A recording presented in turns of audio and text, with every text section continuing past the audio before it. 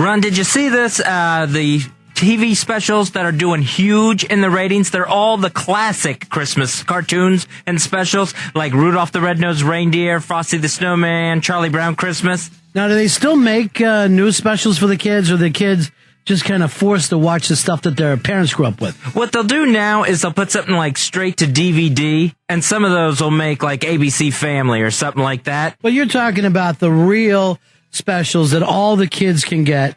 You're going back to the old Frosty the Snowman, the Grinch. What else is out there? There's Santa Claus is Coming to Town, the one that was narrated by Fred Astaire and had Mickey Rooney in it. Is that the Heat Miser? No, that was the one before where it was the Winter Warlock. See, I get confused with those two. It was like the secret origin of Santa Claus. What was the name of that one? That one is Santa Claus is Coming to Town, where he's got the red hair and he's got to get to the Meisterburger's town. But there's two that look the exact same? Yeah, and then the next one was Year Without a Santa Claus. Okay. That's the one with Heat Miser and Snow Miser. Which one does bigger?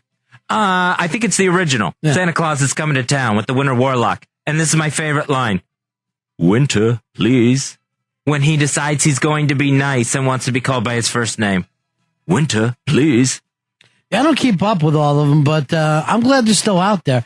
And I know that you're probably the reason why they do such big ratings is like if your kid is watching a stupid cartoon, you're not going to watch with him. But if he's watching a cartoon that you watched like when you were a kid, oh, then you got him up on your lap. Like you own this. Like, you see, son? Isn't this wonderful? Charlie Brown is trying to make things happen. And for some reason, these things still doing gigantic in the ratings. No, they should. Earl, what do black kids watch growing up? What do they have? I was really more of a Charlie Brown guy. I love the Charlie Brown Christmas. Oh, there was a black kid in that. You used to identify with him? Was that the one with all the...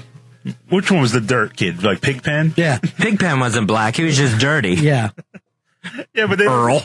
They always had Here's Earl. I was a kid. I love that dirt kid. He's the funniest black kid I ever saw in my life. I just thought Let him believe Pigpen's black. Fuzzy, who's it hurt? I just thought it was the most hysterical character ever. You just walk by, and all you just see is this big cloud of dirt everywhere he went. Yeah, that was a classic. Charlie Brown might be the best. Now, personally, for some reason, and I like any of the cartoons, the old school ones, but there was a Mr. Magoo one on that he ripped off the Dickens tale. I loved. Oh, yeah, Mr. Magoo's Christmas Carol. Yeah, and I mean, that's got to be really old. All right, here comes Eastside Dave, our producer. What do you got for us, I Dave? just want to say that Franklin was the black character on Charlie Brown. I don't know why Earl forgot that. Franklin, he's famous. But was he back then? Oh, yeah, absolutely. From the first one? Sure. I don't think so. I think Franklin got added later on. In the 80s. Yeah, exactly. Because in the 60s, they never went, hey, we don't have a black kid here. Is that a problem? They were very happy going, it's an all-white Christmas, everybody. Come on in. And nobody does the old-fashioned Christmas specials anymore, like Bill Cosby or the King family or any of that, right? No, there's no Perry Comos anymore or Andy Williams that would come along and do a Christmas special where you bring out Charo to do Oh Holy Night. What about for you, Dave, growing up? What did you like? I like to watch the very little-known Gumby Christmas special, where him and Pokey had to battle their, cube guy and everything and make it a very Gumby Christmas. That was one of the best ones ever made. No one ever talks about that. I never even heard of it. Where did it come on? Cinemax? It was real. It's a very Cinemax Christmas. And whenever I describe it to my friends, they're like, that never existed. Are you familiar with this at all, Fez? I've never heard of the Gumby Christmas special. Yeah, it absolutely happened. I believe it to be a Christmas lie. Mike, you're on the Ron and Fez show. How are you, pal? All right, how you doing? Go, pal. Hey, welcome back, man. I miss you guys, man. I used to listen to you years ago on WNEW. Thanks. Yeah, I just want to, those Rudolph specials, man, they suck nowadays. Oh, they keep adding Rudolph specials, right? Yeah, and now they're like all CGI, computer generated, and they don't look anything like the old claymation. No, I was watching them with my son just a couple of weeks ago, and it's not even the same. They got all these different characters together. It really ruined it. You know what I mean? Thank you very much. 866-313-FREE. 866-313-FREE. Hey, Stephanie. Stephanie, you're on 92.3 Free FM. How are you? Good. How are you? We're great. I just want to say men should not get their women or wives anything for the kitchen. Last year, I got salt and pepper shakers wrapped from my husband. You know that, that's because their mom went with it. If your mom ever cried at a Christmas present, then you know by the time that because here's the thing, when you're a little kid, you think that your mom loves being a mom. You don't realize she's just doing this for you. So you're like, I'm going to get her a broom. I'm going to get her a sweeper and think it's great. His mom probably acted like that was okay back in the day. That's why you didn't know for you. Yeah, but that's sad, though. You picked that up at the store. Did you start crying? No, but he could tell I was a little upset. I got a whole bunch of different kitchen things. I got like a shredder and... Did you say, look, I don't love being in this kitchen. I'd like to get out every once in a while? I guess he thinks I'm such a good cook. I don't know. You should marry Fez. He'd take you to Broadway. For some reason, he's obsessed with it. I once gave my mom some sort of Ronco hot dog cooker or something like that. Yeah. Tears and screaming. She screamed at me, "You only got me this, so I'll make you hot dogs." Well, it's true. I mean, it was obvious to everyone, and I thought, yes, make me hot dogs. Why is that a bad thing? How old were you when this Christmas was ruined? Oh, I was probably like 14 or 15 at that point. Old enough where I should have known better, right, and still gave her the Ronco hot dog cooker. Now, after that, is that when you started taking Christmas a little more serious? Yeah, when the tears started flowing, and I'm like, all right, now I've really got to work on this. Why don't you just be like, girl, stick a 50 in her apron. Here you go, Ma. You know how I feel about you. Why not just tuck it in her garter, black girl? Hey, Papa, you're on the Ron and Fez show. How are you, pal? What's up, buddy? Hey, buddy boy. Listen, it ain't Christmas season unless I'm watching March of the Wooden Soldiers. And those bogeymen, they still creep me out. You know, I got to go back. I know that's playing again this year, and I got to go try to find it. I haven't seen it in many, many years. I haven't seen that one forever. And it's back on this year. I got an email from Mikey D that he watched it, and he sounded like he was half in the bag because he used the word freaked. So I don't know what he was doing, but it weirded him out. Hey, John, you're on 92.3 Free FM with Ron and Fez. How are you? Hey, guys, what's going on, man? Cool. Guys, man. Hey, whoever that guy, I'm not familiar with the show. I have to say, I love it. I think they got their lineup very solid now.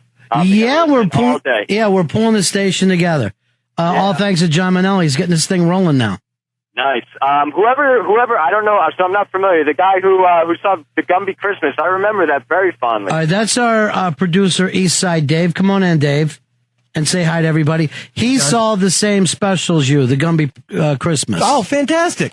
Yeah, my parents had it on tape. I mean, I don't remember exactly who did it or where it was on, but I do remember I watched it every Christmas when I was a kid. Gumby was like big in like something like the 60s, then it went away, and then they tried to bring it back in the 80s, right? Yeah. I was an 80s child. I love Gumby. Okay. Yeah, and it had that David and Goliath feel to it, that weird like claymation thing. Right. Yeah, it was a spectacular special. Now, Davy and Goliath, I don't know if everybody's familiar with that. That's from your church. That was the Lutheran church. That was a cartoon. What was animation? Kind of like little wooden puppets that they moved around. And it was brought to you, produced, and shot by the Lutheran Church in America. I don't know if they shot it. They may have wrote it. I don't know if they were basically sitting there moving around these claymation pieces. Whenever I saw the big Lutheran emblem at the end of each episode, I always imagined our pastors just getting together with cameras and trying to shoot this thing. It was the weirdest thing that's ever been on TV because it was a boy and his talking dog, and his dog would attempt to bring him back to Jesus because every week he would be mad about something, and his talking dog Goliath, which not exactly a Christian name there, is it? No, Philistine name, actually. Yeah, I have a problem with this whole show. And then, Earl, you're getting that on the air, bro, just so you know. Really? Yeah. Yeah, I wouldn't be able to say it unless I know. Your cue speaker is going through the air. Yeah. In fact, why would Davey ever name his dog Goliath? Goliath was the exact counterpart of Davey for all Christians. Well, yeah, that is true. Davey and Goliath, you think they would be on the opposite sides. In this case, Goliath trying to bring him back. Come on, Davey.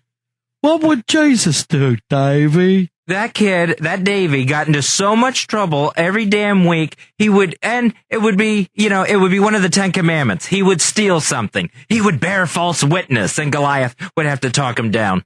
That cartoon actually ruined the biblical story of the real David and Goliath for me, because I couldn't understand why David was throwing a stone at Goliath's temple. He killed a dog. That's all it really came down to, was a guy killed a dog.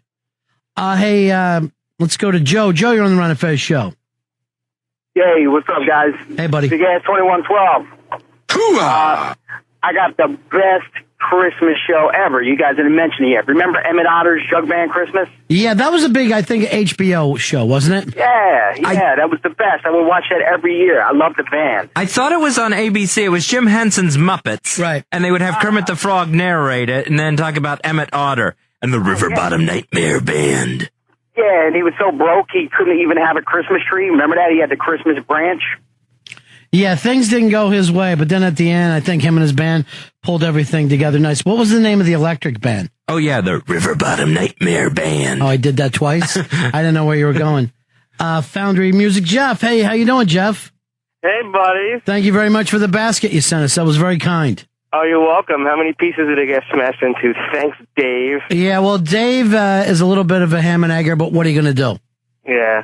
Listen, I was watching Cartoon Network the other day, and the Pee Wee Herman Christmas special was on. And this is just the kind of special you would never see nowadays. I mean, the collection of kooks and celebrities that graced this show. It had Grace Jones, Charo, Annette Funicello, Frankie Avalon, Lawrence Fishburne when he was still on the show, and just a weird storyline. They had Katie Lang doing Christmas songs, just an odd collection of people. It sounds fantastic. I'd love to see this one. I love that story. Thanks a lot, Jeff. We'll talk to you later, buddy. All right, it's the Ron and Fez show, 92.3, Free FM. We're the new guys. Frank, you're on Ron and Fez. How you doing, guys? Good. There's two shows that you missed so far. The Christmas Story, first of all, is my favorite. If I don't see it, I'll have a heart attack before Christmas. And the funniest one is Baby New Year with Rudolph with the big ears, the little kid. That's the funniest thing out of all of them, because every time he pulls his stupid hat off and his ears come out, everybody's ripping them apart. And I got to tell you, I loved that ever since I was a kid. All right, that's why the Baby New Year ran away, because he had big ears and people like you made fun of him, Frank. And Rudolph had to go find him. I was already off the gimmick bandwagon by the time this came along. By the time I'm like, no, I'm only really for the Furious 5, the early Christmas specials. Other than that, I can't go adding. And Christmas Story, that's not really a special. That's a feature film. That's a feature film, but TBS will run it 24 hours a day. And it's really big. I'm not sure if it was a very big movie when it came out. But as the years have gone by, it's like everybody loves that film. I just bought the DVD of that, and Ralphie looks like a 35-year-old version of Ralphie. It's one of the more peculiar things you can ever see. Oh, you see him like grown up? He's totally grown up, and he's got to be 35 now, and he looks exactly like he talks like Ralphie. His glasses, everything. That's the kid that starred in it, right? Yeah. He actually is like Vince Vaughn's producing partner now. He produces films with Vince Vaughn and John Favreau. I believe he did Dinner for Five and stuff like that. I think his name is Peter Billingsley. Yep, that's it. Yeah, that's it. But yeah, there's something about that. As the years went by, everybody just tuned into, and a big part of it, I think, is just like TBS playing it over and over. Yeah, that'll start Christmas Eve and will go for 24 hours straight. So I don't know exactly why you need to go out and buy the DVD. You got plenty of chances to catch this thing, Eastside Dave. There is something about, when did it come out, like in the early 80s? Yeah, I think it was. I don't remember it actually being in the theaters. I remember seeing it on cable for the first time. Oh, no, I definitely think it came out in the cables. We'll check in with Blowhard, because he knows the entire history of this piece, which started as a radio piece here in New York City. Hey, Blowhard, how you doing, pal? Merry Christmas, Ron and Fez. Merry Christmas to you, my friend. First of all, to Dave, Gumby's nemesis were the blockheads. The blockheads. Okay, not the cute people. Getting back to Gene Shepard, who wrote The Christmas Story, he narrated it. He passed away just recently. He was a very popular New York City radio host. Very popular. What year did you know that he wrote that? And he would actually perform it on the air every year, right? I would say early 50s or mid 50s, maybe. He was known as a really ornery guy. I mean, he was really a real cranky, cantankerous. The guy was nuts, but he wrote some really funny stuff. And if you go online, you can find websites that have his actual readings, his radio program. And there was a sequel or two after that. I think it was the original Christmas story was called In God We Trust, All Others Pay Cash. If you're into that whole thing, you want to look it up and read it. I wouldn't mind going and listening to it sometime just to hear what it sounded like in the early days. All right, great. Thanks, I'll definitely send you the link. And getting back to the whole Davy and Goliath thing, it was the same creator as Gumby, Art Clokey, the same animator. And they revised it a couple of years ago with a Davy and Goliath Christmas special, and they added a Jewish kid and a Muslim kid. And it was horrible. It was just total dreadful. Yeah, that can't work out for you. You're not going to bring the whole world together with these kids. They'll try. Yeah, and, getting back to the bad Christmas gifts, Fez, you're talking about some of the real bad ones. The worst gift ever is when your boss says, I made a donation in your name to a charity. That's what my folks do for me now. The Catholics got a hold of them, right?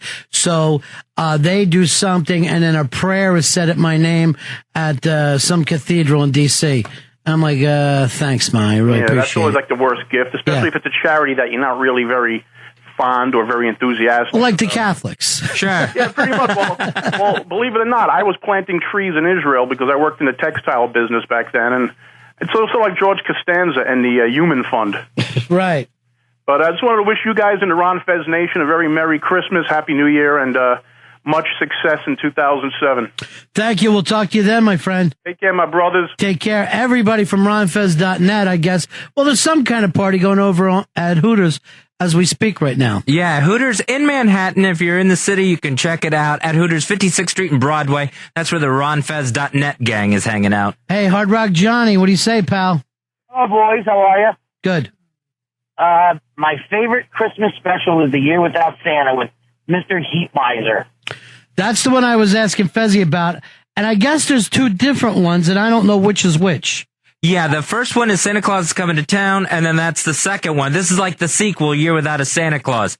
Now, NBC just tried to do a live-action Year Without a Santa Claus. They had Michael McKee and Lenny from Lenny and Squiggy as the Snow Miser. Right. And Harvey Fierstein as the Heat Miser. Sounds fantastic. It was just awful. They had Chris. Is it because you're older now, or you think if you were a little kid you'd like it? No, they didn't. They tried to modernize it and everything. They had John Goodman as a very lazy Santa Claus. Chris Kattan as this. He was like the Gelman of elves, where they were just trying to high-tech everything, and Santa's working off the internet and stuff. They changed the whole story. Didn't happen for you, huh? No, just awful. All right, Johnny, thanks for calling us, buddy. Have a good holiday. You too. Take care. Thanks, Hard Rock Johnny. Hey, Ziggy. Ziggy, you're on Run Fez. Hey, buddies. Yeah, buddy. What's going on? I wanted to know why there's no Hanukkah specials this time of year. Well, they did have one called Jesus Was Such a Liar, and I don't think it caught on. Yeah. A little too negative. There was that other one, too, called Just Another Birth. Yeah, it didn't work out the way they wanted it to. I was thinking Rudolph the abnormally large-nosed reindeer. Thank you very much. There was one actual Hanukkah special, the Rugrats Hanukkah special from Nickelodeon. They would put out a Hanukkah episode. Hey, Tina, you're on Run Fez. Hey, Tina. Hi, guys. Do you remember the Christmas that almost wasn't? I really don't remember this one. It was, I don't think it was on TV. They generally played it in the movie theaters every year. It was out in the early 70s. It was Santa Claus couldn't pay his rent, and the bad guy Prune was going to make him not deliver presents to the kids. No, this one doesn't even strike a bell. Anything for you, Fez? No, that sounds brutal, though. Anybody involved in this that you remember? Any of the actors? I don't remember the stars' names, but I do know that it was kind of a little scary because I'm afraid of midgets, and all the elves in the movies were midgets. It was very scary back then. Well, what else is an elf but a midget when you think about it? What do you want, tall elves? They're supposed to be cute. I bought it online. It's really a good movie. You should check it out. All right, the Christmas that almost wasn't. That almost wasn't, right. I've never heard of this one. So you saw it as a little kid, and then when you grew up, you went out and got it yourself. Yes. All right, let me try to look it up here on the IMDb. But this one doesn't make any sense to me. You've apparently gotten over your midget phobia if you're still watching it. I got over it, yeah. All right, let me see. Here it is. I'm trying to even to find a year. I don't see the year on here anywhere. Oh, 66 this came out. 60s? Oh. We used to go see it in the theater every Christmas morning. And don't know one name that isn't in there. Now, around the same time, Santa Claus versus the Martians came out. And that's considered one of the worst films of all time. So you want to always pick that up for the kids. Yeah, they're not going to have to sell me too hard on that one. It sounds awful. Yeah, it's so awful that it's fantastic. All right, thanks, guys. Happy holidays. Bye-bye. I remember this one. It was called The House Without a Christmas Tree. It was like a Hallmark special, something like that. It took place during the Depression. Jason Robards was in it, and he was this really mean dad that wouldn't let his daughter Abby have a Christmas tree in the house. He was just really strict. And then it turned out that his wife, Abby's mother, had died on Christmas or something like that in childbirth, and that's why he hated Christmas. And she was never allowed to have a tree. Mike the Teacher, you're on Ron and Fez. Hey, guys, how you doing? Good. I just wanted to add a little more to Blowhard, who got it right as usual. But believe it or not, the Christmas Story originally was written in Playboy magazine. Gene Shepard was writing short stories for Playboy, and in December 1965, he wrote a story called Duel in the Snow, or Red Ryder Nails the Cleveland Street Kid. And that was the origination. It won the Fiction Award for Playboy that year. And that's one of those movies, like a lot of other movies, that tanked at the box office originally. Did not do well at all, and has this second life on TV and DVD. Yeah, I think there's something about it that works, that like little kids like it because it's the story of a little kid, and then like grandparents love it because, you know, that was their time. And parents remember seeing the film when they were little. So right now, it's just about 100 share of all the demos. It's a great, I love it just because I love Gene Shepard. He was a great, like Blowhard said, a great old-time radio guy. He was doing movies. He had books out. Just a fantastic thing. You guys have a great Christmas, all right? You too, my friend. Take care. Take care. Look who it is, Fezzy. It's your friend, Little Lene. Hi, Lene. Hi, Ron. Hi, Fez. What can we do for you, darling? I just wanted to say or tell my favorite cartoons of the holidays. What's that? Well, it's Frosty the Snowman, and then I got Eek the Cat Holiday Special. Do you know this one, Fez? I do not know Eek the Cat. Not familiar with his work. Well, actually, William Shatner is Santa in Eek the Cat. But the most funniest part in the cartoon for me is when Eek was piling up presents while walking in the streets and they all fell down, of course. That's a good one. All right, thanks, Lene. Thank you, Lene. Have a Merry Christmas. Okay. Bye-bye. Fezzy, here's a name you haven't heard in quite some time. It's our buddy Laird. What do you say, Laird? Buddies. What do you say, pal? Welcome back to Marconi-style radio. All right. What about the movie Scrooged? Scrooge with Bill Murray, fantastic. It's the absolute best. I always throw in Scrooge when I'm sitting there wrapping presents. That's my gift wrapping movie. You gotta love Bobcat in that movie. Yeah, that was probably Bobcat's one of his biggest film things, and maybe the last one that he did. The scene with him chasing him around with the shotgun, which it just cracks me up. I could see it 20,000 times. Yeah, it's hysterical. And that's another film, I don't think it did very well when it came out. No, it does better in reruns. Yeah, reruns and probably DVD sales for Christmas. My favorite thing in the whole movie is David Johansen, New York's own David Johansen. He's unbelievably cool in that. Driving the cab, he was great. All right, Laird, nice talking to you, buddy. Nice talking to you, too. Talk to you again soon. It is the Ron and Fez Show, doing a little bit of Christmas cheer tonight. We'll take a break. We're Ron and Fez. You know, I know Al Dukes lives like a junior suit around here. But we got Al Duke stuff that we can't even run on the air anymore. We have him doing stuff back there that you're not allowed to do in this day and age. Yeah, we had a couple of things that were like, I don't think we can air that. I was like, yeah, but it happened. It actually happened. Doesn't it seem the exact opposite of progress, that you could air something 4 or 5 years ago and now you can't? Totally regressed. It's like from the 50s, you're like, oh my God, you could never show a bra on TV. And now look. But radio goes just the opposite. We're going to get to the point where we can't say pregnant on the air anymore. All right, Fez, they just dumped out of you. Really? Seriously. I'm sorry, with child. I don't even think you can say that. Because everyone knows how it happened. I want to get you with child, honey. You almost sound like a pedophile. And it really sounds worse when you think about it. Here's Bob. Bob, you're on the Ron and Fez Show. Hello? That's you, buddy. Hey, just as far as like old Christmas shows and whatnot, do you remember the Littlest Angel with Fred Gwynn, Johnny Whitaker? I had forgotten about that. Johnny Whitaker was in Family Affair. He played Jody, Buffy's brother. And then he was a little kid who died, right? But wanted to get back to Earth to find all of his favorite stuff under his bed. Yeah, he fell off a cliff chasing a bird. They show this in a kid's Christmas special where he's running off a cliff. Then they tried to do a remake not too long ago with Gary Coleman as the Littlest Angel. Right. And I'm trying to think of who it was that was his big angel helper. Fez, if you're saying not too long ago and Gary Coleman, you're going to be thinking 20 years ago. Yeah, that's true. What are you, a head wound victim? Just a couple of years ago, in 83, they tried it again with Gary Coleman. All right, thanks a lot, man. Hey, real quick, too. Yeah. You guys remember all the King family specials back then, too? Like, this is like the probably late 60s, early 70s? Yeah, the King family was big. They were, I think, an offshoot of the Andy Williams specials. Yeah, because I think they would sing with Andy Williams. And then those were the horrible Christmas specials that you didn't want to watch as a kid, but your mom wanted to watch, and it's like she would dominate the TV that night. This might sound awful, but is Andy Williams still alive? I think Andy Williams is still alive, and I think he's one of those Branson, Missouri acts. Well, why don't they let him do a special anywhere now? Because I don't think he's in all the best health. He's no longer a Christian. He is.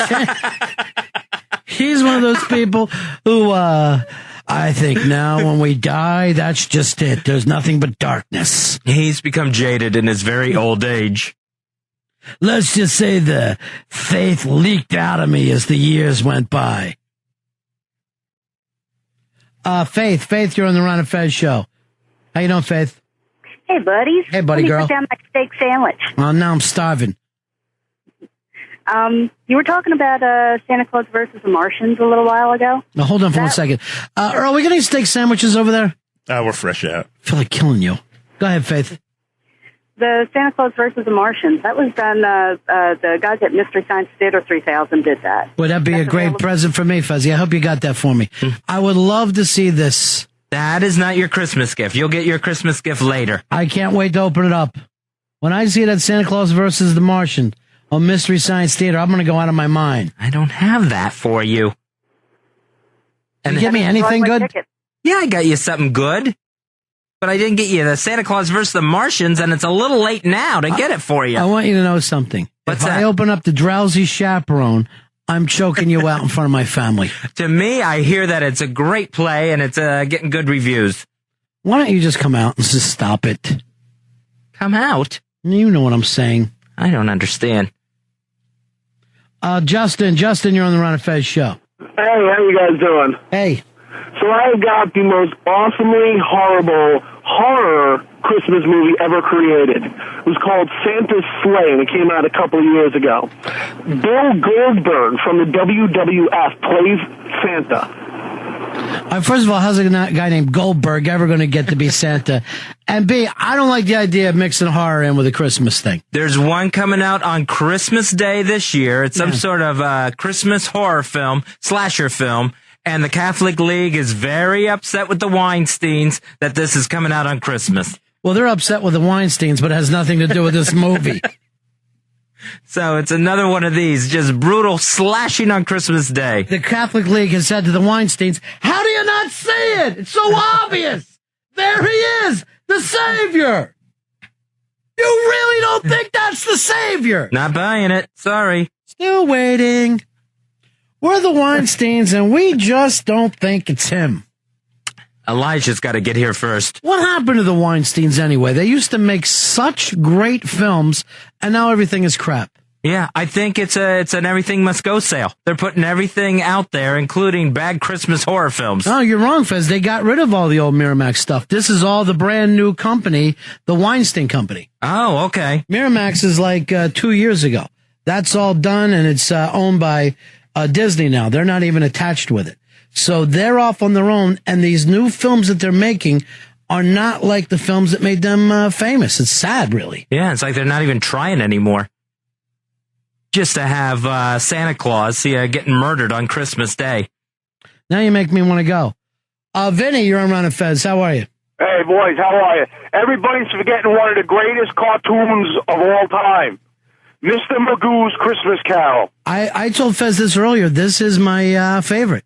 That's my favorite, too. And to this day, I still don't know what razzleberry dressing is. And razzleberry dressing. I honestly think it's the best Dickens that ever been done. I've seen most of the Christmas carols, because there's got to be 100 of them out there now. Oh, yeah. Yeah, they did one just last year with Tori Spelling as Ebenezer Scrooge. How was it? Just awful. Just horrible, where she's this high-powered executive woman who has to learn the meaning of Christmas. I'm going to tell you right now, in my mind, Mr. Magoo, a better actor than Robert De Niro. Mr. Magoo? Yeah. He's funny, and he could get you serious. You watch that Mr. Magoo Christmas special, I guarantee you're going to end up crying a couple times. Oh, spare it. It's not too bad, really, Fez. Compared to the rest of your act, that is pretty fabulous. That was my Tori Spelling. Oh, that's scary. All right, we got to wrap this one up pretty early tonight, but we wanted to come in and do it quick and actually even do a couple of shows here at the end of the year before the Christmas break, so we could just get back here into New York and let you folks know we're going to be with you in 07. We're just so excited to be back here and on 92.3 Free FM, and just thank John Minnelli so much for making this happen. Actually, John Minnelli, you couldn't have given us anything better than to bring us back to New York radio. We had the opportunity to know John years ago, but always wanted him as our program director one day, and we got the opportunity to do that now. To be back with our buddy Alan Linewan means a lot to us also. Alan Linewan, really a great guy, and then here we are. We're in New York City with him. And who are we kidding? Can we forget this? We got to thank O&A. Opie and Anthony, thank you. I know people said, oh, please, they're never going to end up back on radio again. They're here, they're dominating, they're doing great. Thanks so much for everything, guys. So, and we appreciate everyone that worked really hard to make this happen, like Chris Oliveira at CBS and Tom Chiasano here at Free FM. You know what? Let's even throw it this way, Al Dukes. Al Dukes, too? Yeah, you know what? I'm going to put that olive branch out between us and Al Dukes. Hey, speaking of olive branch, olive. Yeah. What a leap that was. From sports guy to the top. How did that happen? He's looking down at everybody else. And Scott Herman at CBS, too. Scott Herman, always a really, really great guy to us. And again, thanks to you guys. It's been amazing how many people have called us and said, welcome back. And we've gotten so many emails sent to us at Ron and Fez at AOL.com. Well, we always go out the same way on our Christmas shows. It's our favorite Christmas song of all time, probably by our favorite singer. And I just say, Fez, I love you, brother, and let's have a great 07. I love you back, Ron, and thank you for everything. We'll take it out with the Pretenders.